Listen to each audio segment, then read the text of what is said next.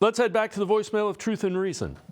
Dave, I'm ecstatic on a victory Monday. One thing I wanted to touch base on is all the quarterbacks in Cleveland in past years have all these balls batted down at the line. And Joe Flacco, with the exception of the little screen pass that he tried the other day, I can't recall one ball that's been batted down to Joe Flacco's. And then initially I'm thinking, okay, it's because he's 6'6".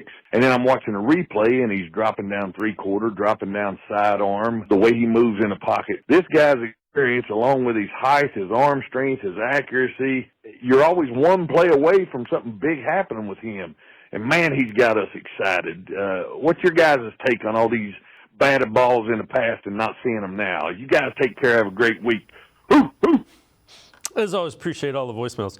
Casey, I think there's an element where he kind of senses where pressure's coming from, moves around very it's not huge movement, very subtly in the pocket and finds his passing lanes. The other thing is, that's why, nobody wants to see the Browns come playoff time, assuming they make the playoffs. And there are scenarios where they could clinch if they beat the Texans. They need some help, but they could clinch as early as this week. They got a puncher's chance against anybody because of Flacco.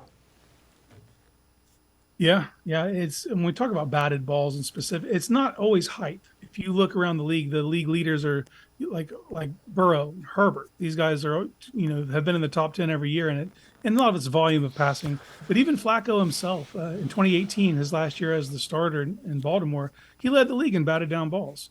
But you said it. It's the subtle movements in the pocket. You'll see the adjustments. He'll drift slightly to the right or slightly to the left. He'll find his passing lanes, and that's what it all comes down to.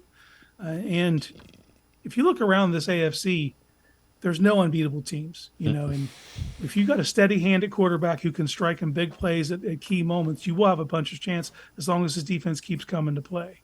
Now, they have a tougher task this weekend because they haven't been, as proficient on the road, obviously. So this will be a big test this week to see if this defense can stand up on the road and give the offense that same kind of chance that they were able to give them this past Sunday against Chicago.